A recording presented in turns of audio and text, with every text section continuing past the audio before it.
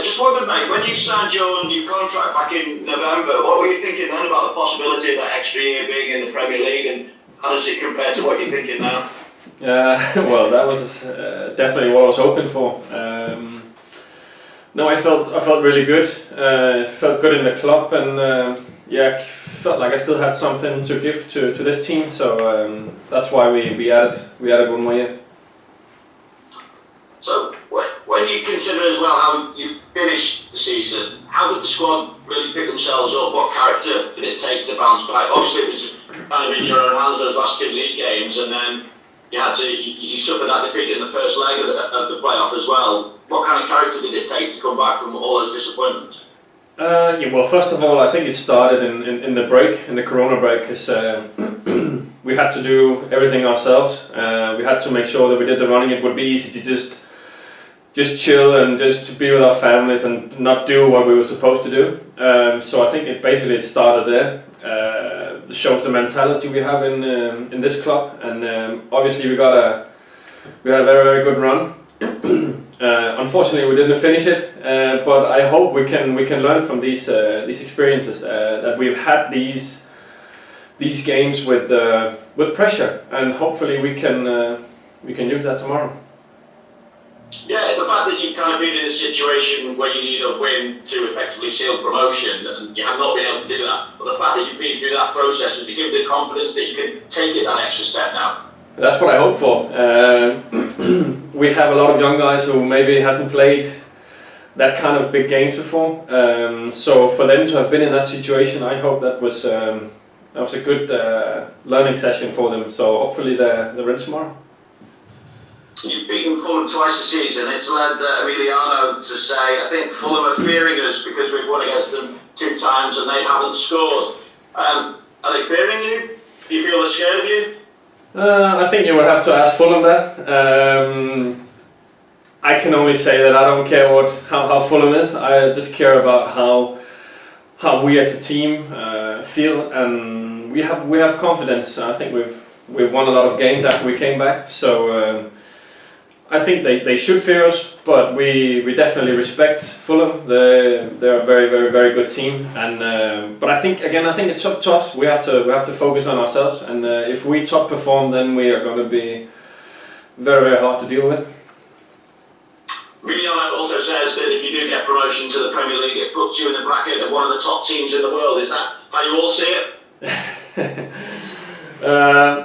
We'll take that after the game tomorrow. Hopefully we promote, and but we focus on the game. I'm going to be a bit boring now and say we just focus on the game, because that's what happens after that.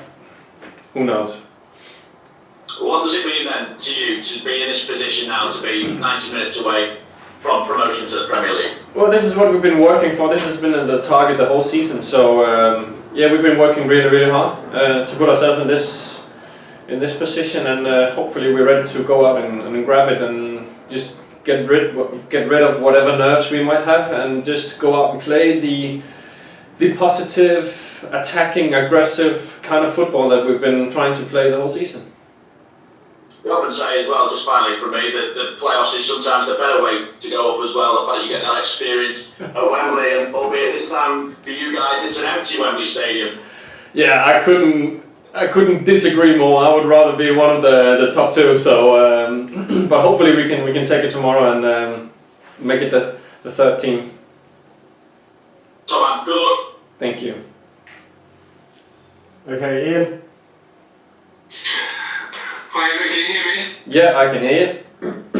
Just following on from the fact that Wembley will be empty. Obviously, we've never played there before. I don't think many, if any, of the squad have played there before. So how disappointing is it that Wembley will be empty tomorrow? Well, that's not something I focus about. I just focus on the game. If there was going to be 90,000 or 300, I don't care. We just have to win that game, and hopefully it gives me more room, or what can you say? It's not going to be so loud, so I can scream more at my co-players. So hopefully it will be a good thing for me.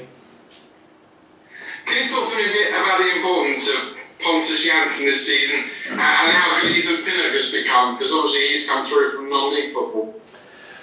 Well, I think the numbers speak for themselves. Last couple of seasons I've been here, it was a bit up and down. Let's put it like that. They have definitely helped us stabilize the defense, and I think we shouldn't forget Christian's role in this as well. And also Brian Reamer, the assistant coach, he's really had a lot of meetings with us, so we know exactly what to do in every single situation. So it's a mix of a lot of things, but obviously Pontus and Ethan they've done magnificent. A lot was made earlier in the season about your set piece coach and the fact that you do a lot of on the training ground about set pieces. Have you got anything spectacular planned for Wembley? We'll see. Of course we try to do our best and we try to adapt for every game. So obviously we try and look on where we can hurt Fulham. So we'll see what we got tomorrow. Another member of your team, Said Ben Rama, my colleagues yesterday said that he was the best player in the Championship, and others have said that as well. Would you agree that he is the best player? Because Fulham have got some pretty good players too, like Mitrovic and Glockart. But would you say Ben Rama is the best player in the Championship? He is definitely up there. I think it's hard to say who's the best player. Attacking wise, I definitely think he is, if not the best, then definitely top 3. And finally, you're the most capped player at Brentford. You made some history while you've been at Griffin Park. You played in international matches, you played at World Cups, you played in Champions League. But tomorrow, which is the richest game in football, is that the biggest game of your career? I think it's difficult to say because I remember the opening game in the World Cup, and for me that was huge as well, especially because there was a lot of fans. So not to take any importance out of the game tomorrow, but I think I had more nerves going into the Peru game than I do so far going into this game. But hopefully that's just the experience helping me a little bit. Well, good luck tomorrow. Thank you. Okay, Chris.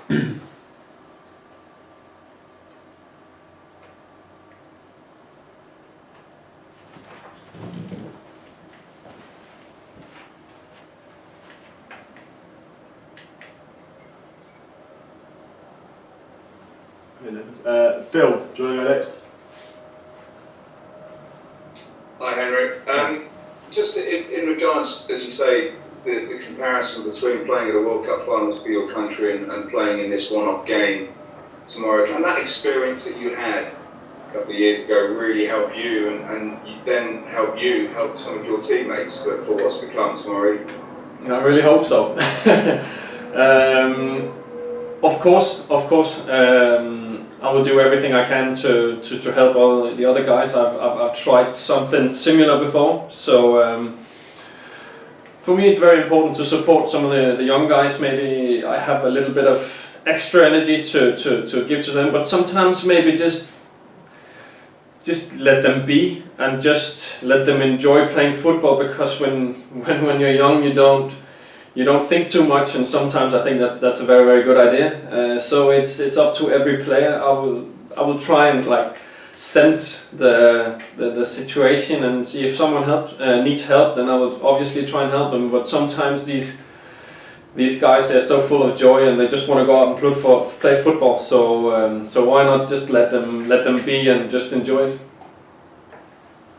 That may be the key. Has that been the key to success a little bit this year? Has been actually just playing football with a smile on the face? Yeah, I think when we've been best, we've just been playing what I said before: happy football, attacking football, aggressive. Just go out there and, not gonna say only have fun, because you have to suffer sometimes as well. But we work so hard on the training pitch that it's fun for us to go out on the pitch and just play football. And the defensive solidity has obviously been a key this year, helped by the goals from BMW up front. But actually, the work that those 3 players, amongst other players, put in defending from the front, tracking back, you know, you must have, as a defender, do you admire and thank the work that sometimes they do? Oh, of course. It sounds like a cliche, but defending starts from Ollie, and he's been so important for us. His work rate and his pressing style has been the key for us to make it hard for the opposition, and it's so much easier for me to look good when the pressure is right, because then I just have to basically read the situation. And yes, we attack as a unit, and we defend as a unit. A couple of other questions, one more. Brian Reamer, quite often I've noticed, especially in the last couple of weeks, certainly in the playoffs, during the warm-up, you all get together in a little huddle. Brian's in the middle of it. There's a little bit of encouragement going on. What sort of things is he saying? Is that all about focus? Yeah, it's just some of the small focus points that we've been talking about during the week. So it's nothing spectacular, but it's just to make sure that everyone is focused and ready.